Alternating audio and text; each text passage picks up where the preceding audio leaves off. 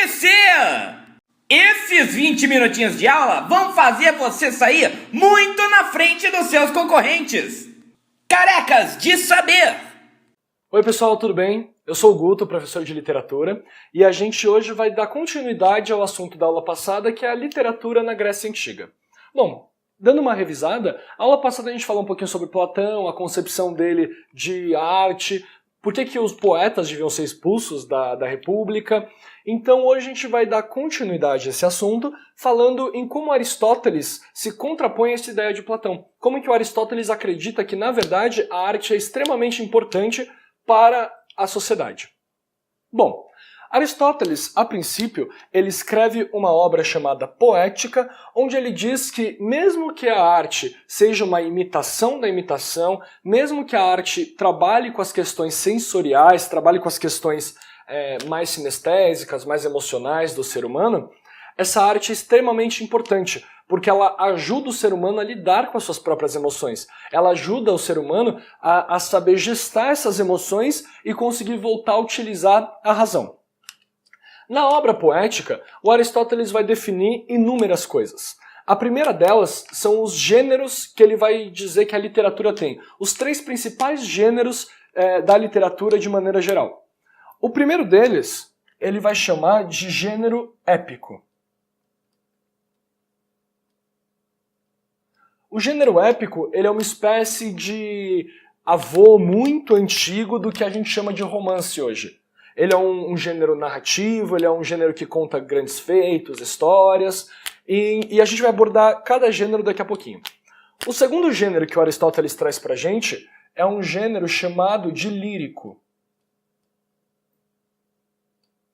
O lírico, ele é um gênero que se aproxima muito mais da questão da poesia, do poema. Ele é um gênero, como se vocês podem ver, o lírico já traz a ideia do eu lírico.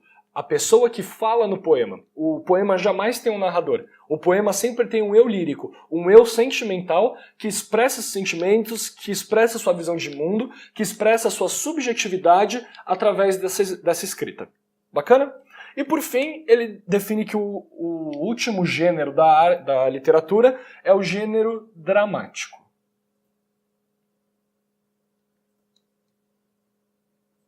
Poxa, mas dramático não tem a ver com teatro? Tem.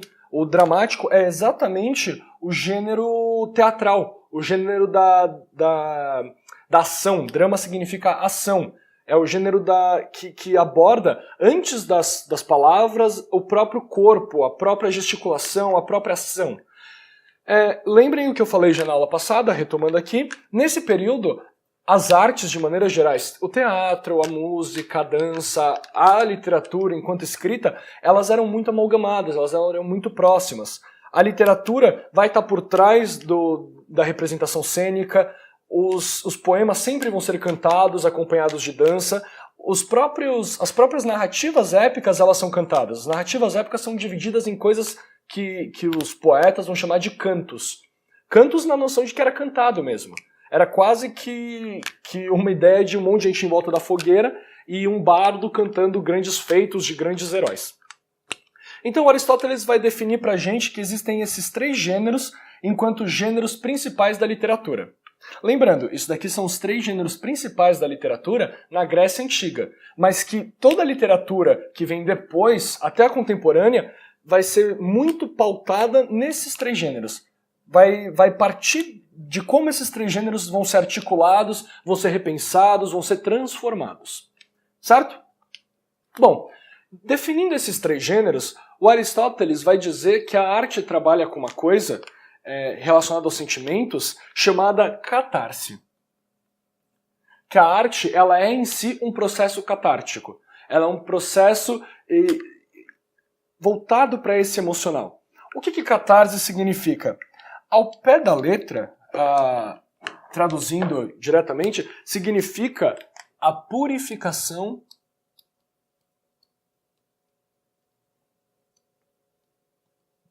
dos sentimentos.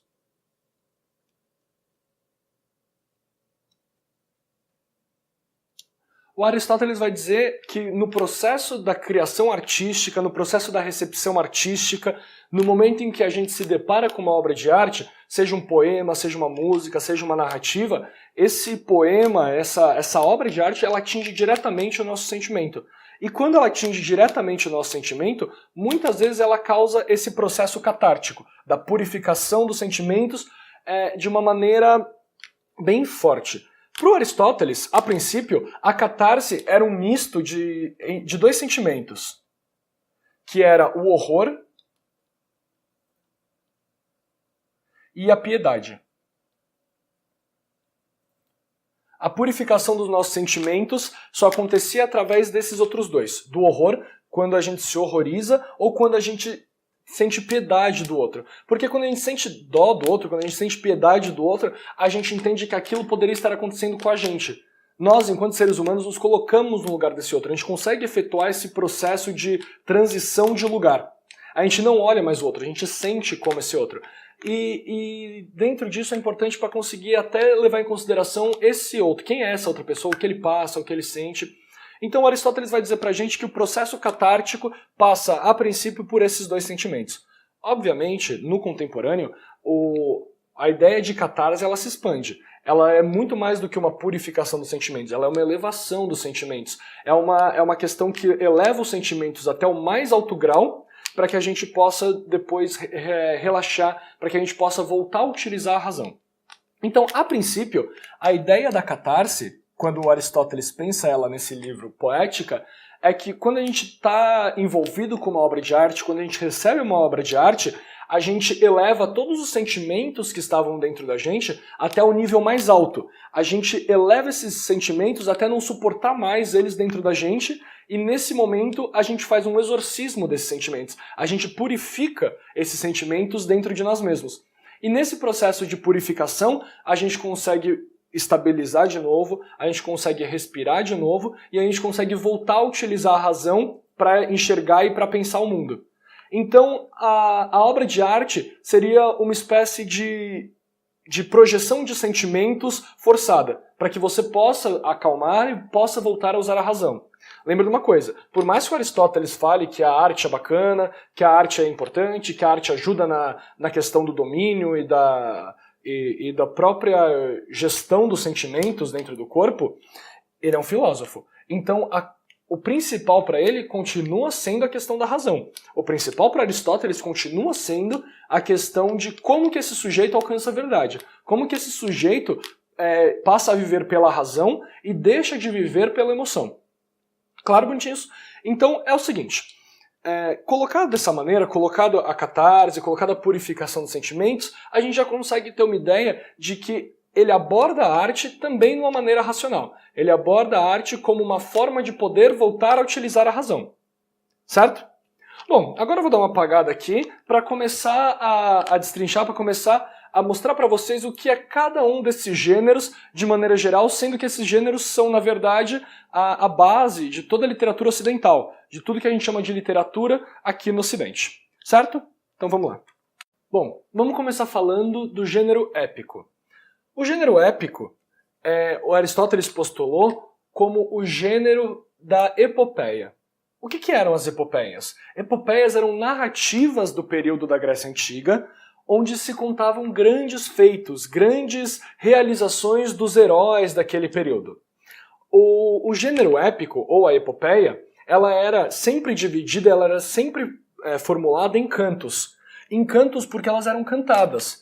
Eles sentavam em volta da fogueira e eles cantavam esses grandes feitos, essas histórias. Essa epopeia, ela não era só uma escrita, ela já vinha na própria cultura desses sujeitos gregos. Ela já vinha sendo uma base na cultura deles. Eles conheciam essas histórias. Eles conheciam essas histórias porque as histórias faziam parte do conhecimento popular, do folclore deles. A única questão é que em um determinado momento alguém compilou isso e decidiu escrever para deixar isso registrado para as próximas gerações. Mas a epopeia, as histórias narradas das epopeias, a princípio são de conhecimento popular. E a princípio sempre cantadas. Certo? A epopeia, ela é narrada. Por mais que ela seja escrita ou feita em versos, por mais que ela tenha uma métrica, por mais que ela tenha uma questão de rimas, ela é essencialmente narrada. é um dos únicos gêneros, uma das únicas tipos de texto dentro do poema que ele não aborda o sentimento de um eu lírico, mas ele é de fato narrado. Na epopeia a gente vai ter um narrador em terceira pessoa, ou um sujeito que está contando a história de um outro. Um sujeito está contando a história de alguém muito melhor do que ele. Alguém de caráter elevado, alguém que realizou algo grandioso que não poderia de maneira nenhuma ser realizado por qualquer pessoa. Então, a epopeia, o gênero épico, ela possui um narrador e é um gênero que é narrado em versos. É um gênero que conta a sua história dentro de versos. Esse narrador sempre em terceira pessoa. Bacana? O grande assunto das epopeias são os grandes feitos da nação ou dos heróis. Dentro da epopeia, a gente vai sempre encontrar um sujeito que vai ser tratado como um herói mítico, um herói acima de todos os outros seres humanos e um herói que serve como modelo. Nós, meros seres humanos, meros mortais, temos que olhar para esse sujeito como um modelo para nós. A gente precisa tentar igualar esse sujeito porque esse sujeito conseguiu transcender a humanidade. Ele conseguiu se colocar na eternidade enquanto um herói. Esse herói não era qualquer sujeito, ele tinha sempre umas características muito específicas. Ele era sempre um sujeito bom, um sujeito honesto, um sujeito justo, um sujeito bonito. Se você parar para pensar, dentro daquele filme Troia, o Brad Pitt é um modelo de herói da Grécia Antiga, certo? Esse herói era sempre com esse caráter elevado, ele não era qualquer um, ele era o cara no meio de todos os outros. Ele era o principal sujeito e por isso que ele merece ter a sua história contada. Um ser humano comum, ele não merece ter sua história contada porque ele não faz nada que transcende a sua própria humanidade. O herói dentro da epopeia transcende aquilo que aprisionaria ele. Ele se torna algo a mais. E é isso que faz dele um sujeito de caráter elevado, um sujeito que alcança a transcendência. Certo? O gênero épico, ele sempre aborda um período em que os homens e os deuses coexistiam. E ele aborda as coisas boas e as coisas ruins, os sentimentos bons e os sentimentos ruins dos homens desse período. Como que esses homens se colocavam em contraposição a esse herói? E como que esse herói consegue alcançar todos os seus objetivos, mesmo com a contraposição de vários homens e de vários deuses? Na Grécia Antiga, os deuses não têm a concepção de... Os deuses não são concebidos da mesma forma que a gente concebe o Deus cristão, por exemplo, como um ser perfeito, um ser que gera amor, um ser que dá amor, que não pede nada em troca. Os deuses na Grécia Antiga, eles eram concebidos como seres humanos, passíveis de falha, que viviam pelo instinto, que viviam pelas emoções. Por isso, os várias histórias em que deuses estupram outras pessoas, em que deuses têm atos de vingança, porque eles são tão falhos quanto seres humanos. A grande questão é que eles têm poderes de deuses. Então imagina o problema que dá esse poder de Deus num ser humano falho e corrupto. Enfim, toda história dentro de uma epopeia, ela vem, como eu já disse, de um conhecimento popular. Então a epopeia, ela nunca começava de fato do começo. Ela não começava apresentando um personagem, ela não começava apresentando de onde ele veio, o que estava acontecendo antes, como é que eles chegaram ali. Não tem essa tomada de flashback. Por ser uma história de conhecimento geral, todas as pessoas dentro daquela cultura já conheciam essa história. E por já conhecer essa história, não precisava que fosse feita uma nova apresentação daquilo. A gente chama isso, dessa história que começa do meio para o final, de um processo in media res, no meio de. In media res significa no meio de. A história começa na metade. Começa no momento em que o autor, nesse momento, nessa questão, decidiu colocar essa história. Ele sempre desconsidera o início. O início pode ser desprezado porque as pessoas dessa cultura já conhecem essa história, já conhecem o início. Mas do meio para o final precisa ser registrado para as sociedades posteriores, para as outras sociedades que fossem ter contato com essa. Certo? As duas principais epopeias que a gente tem, os dois principais poemas de gênero épico que a gente tem na Grécia Antiga foram escritos pelo Homero. Curiosidade. Muitos estudiosos, muitas pessoas dizem que o Homero de fato nunca existiu. Homero seria uma mera postulação do que seria o ser humano. Homero significa homem. Ele seria a representação dos homens que compilaram e escreveram as histórias populares dentro das duas obras principais das epopeias. Homero significa homem. É só você pensar, dentro dos Simpsons, que o Homero, ele é a representação de todos os homens do mundo. Então a ideia de Homero é a ideia da representação do próprio homem, ou a ideia de que todos os homens estão representados na figura desse sujeito. Existem outros estudiosos que dizem, não, Homero existiu de verdade, ele que escreveu a Ilíada e a Odisseia, ele é um sujeito que a história comprova. Enfim, são posições e posturas válidas. Enfim, Homero, então, ou os Homeros, escreveram e compilaram a Ilíada e a Odisseia. O que acontece em cada uma dessas histórias? Ilíada vem de Ilion, que significa Troia. A Ilíada conta a história da Guerra de Troia. O personagem principal da Ilíada é o Aquiles, e como que o Aquiles, sendo um herói mítico, sendo um herói de caráter elevado, alcança a grandiosidade, como que ele consegue se colocar como um grande herói de guerra. Como que ele se transforma num sujeito que supera a raiva, que supera a vingança, perdoando quem matou seu melhor amigo. Então a Ilíada conta esses fatos grandiosos do que foi a Guerra de Troia. Certo? E a Odisseia, ela se passa depois da Ilíada. A Odisseia é uma espécie de continuação da Ilíada. Na Odisseia, Aquiles já morreu, houveram outras batalhas e Aquiles morreu, e era de conhecimento popular isso, todo mundo já conhecia essa questão. E a Odisseia é a volta de um dos personagens da Ilíada, chamado Ulisses, ou Odisseu, para casa. Ele havia ficado 30 anos fora de casa, ele estava regressando. Então, é a grande viagem de como esse sujeito passou, de como esse sujeito conseguiu atravessar de novo todo o mar e voltar para casa, para sua esposa e para o seu filho, que na época era recém-nascido.